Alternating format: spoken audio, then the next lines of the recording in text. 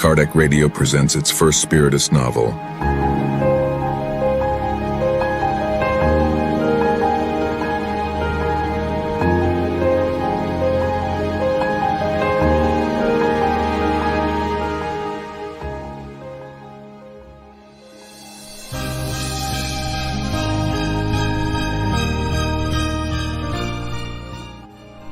And life goes on.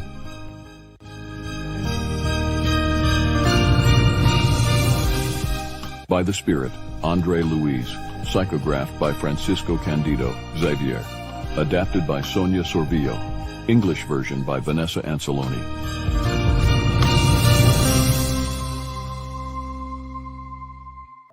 While Ernesto cries listening to the bitter statements by Elisa, Selena and Caio watch Selena's mother talking with nobody. At least that is what he thought, since Caio could not see Ernesto in spirit form. Mom, please. I told you. We need to hospitalize this mad woman. But Caio... I can't stand it anymore. Either we hospitalize her or I don't know. What you don't know? I want to marry you, but I don't want to take this thing with us. Now, besides this Didi, she thinks she is seeing this other ghost. Wake up, Selena, she's getting worse. Caio gives Elisa an injection to calm her down. Didi, the discarnate spirit who is attached to Elisa, laughs out loud while talking with Ernesto, who continues sobbing.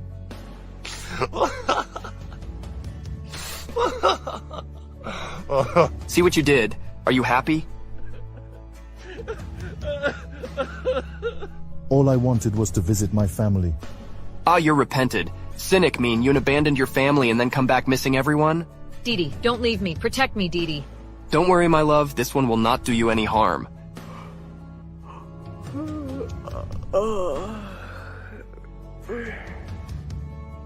Take care of me. Take care of me. Woo! Finally! Caio, I don't want to hospitalize my mother in a psych unit. Oh yes, you will. Otherwise we won't get married. All right. Plus, your mother has no capacity to take care of her assets, and you don't know anything about business. Thus, next time she is awake, you will have her sign in 3 clear sheets of paper. What for? To prepare proxies so I can administer your assets. But I need to ask her if she agrees with it. Don't need to ask anything. Take her signature and that's it. Tomorrow morning we will hospitalize her. Fine. While she rests, let's go to the beach. As Caio and Selena leave the room, Ernesto and Didi keep talking with one another. Are you leaving? Before then, you bastard will listen to me. You thought you would get rid of me, Hein. Instead, my death brought me closer to her. Didi, forgive me. I regret what I did, please. Forgive. Never. You will pay cent by cent. You? You have... They circumvent the law of men, but divine justice does not. Now I know it. Forgive me.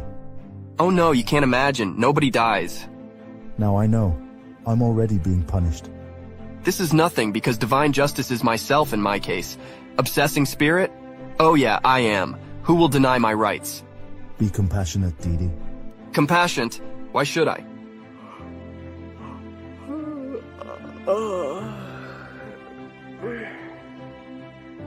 He is pretending, Didi. Even she knows. I deeply regret what I did. Ernesto knees down in prayer.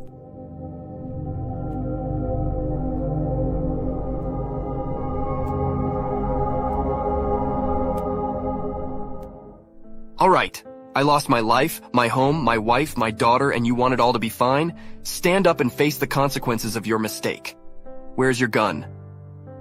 Oh, Desiderio, I didn't know. But through the last 2 years, I learned a lot.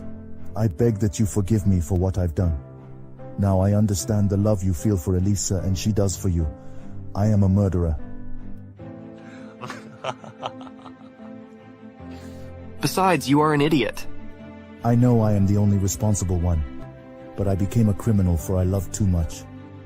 Well, let me tell you, Ernesto, it's not only your fault. You planned my death, you shot me at the right time. But get to know that you shoot very badly. You missed the target. What? You wanted to get me out of your way because you saw something between your wife and I. But blind as we were, we never realized that our friend was in love with my wife. He was hidden when he saw you shoot at me and miss it. Then he took the opportunity and shot to kill me.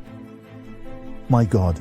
In that way, not only did he get rid of me, but made you believe you were to be blamed for, despite the fact that everyone believed it was a big accident. This means that... That Amancio Terra, our friend, was my true murderer. Oh! But he wasn't happy. He married my wife and put my daughter Evelina in an intern school. What's your daughter's name?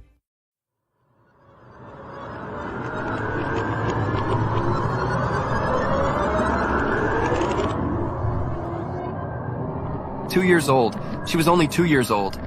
Her name is Evelina. Why? Of course. Evelina is the same Evelina, your daughter. That's why we're working together. Hey, what are you talking about? Now I get everything. I was your friend, Didi, but I was jealous. Why didn't you come talking to me? Why didn't you make me see the mistake I was doing being after your wife? I didn't love her back then. I was an irresponsible man without a belief. But I guess it was easier to get rid of me with a shot. We all make mistakes. Mistakes? Regretting the crime, you became workaholic.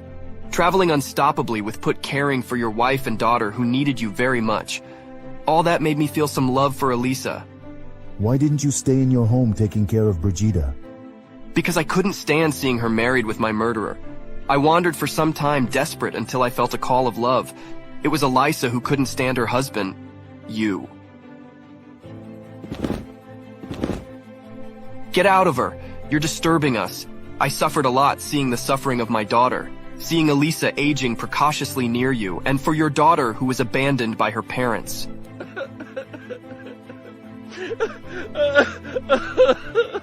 Forgive me. Out of here. You're making her nervous. Ernesto leaves in despair. He seeks Dr. Ribas for help. Duty, my friend. This is our duty. You're beginning to understand what happened, and now it's your duty to help all involved in the drama. We are all one interconnected family. Now I understand so many things. How can we help and forgive? Is it fair to favor our loved ones? Could we think of the reincarnation of my father and Tullio Mancini in the near future?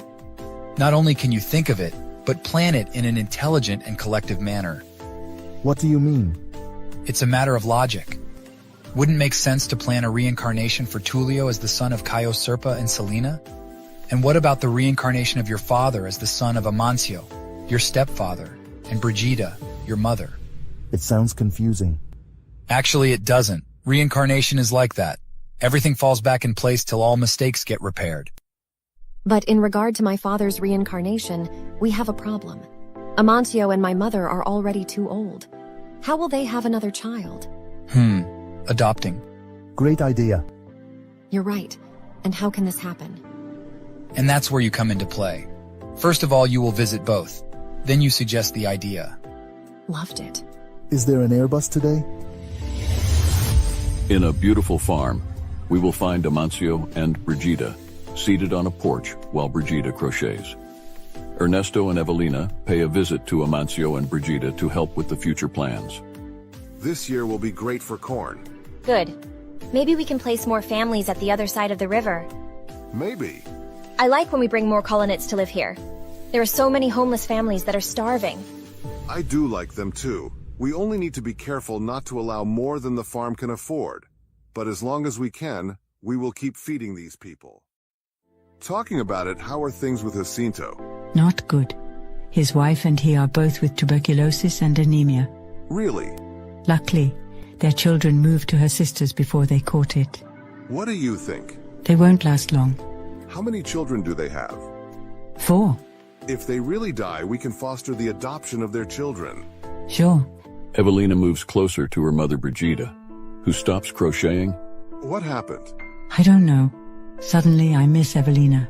Brigida, the inevitable calls for forgetfulness. So it's been 2 years. There's no use in suffering for that? No, I'm not suffering. It's a sensation. How can I explain such a good one? Oh, great. Oh, Mom, how much I miss you. He changed so much, my goodness. Mom did too. Well, Evelina, we came here with a mission. Let's not forget it. You're right.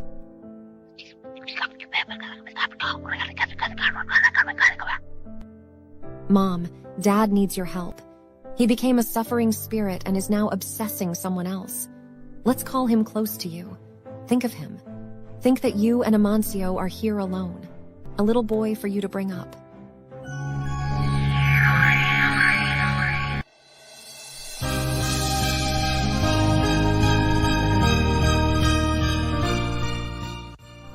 And life goes on.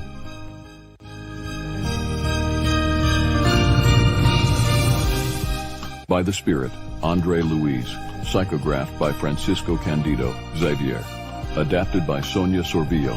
English version by Vanessa Anceloni.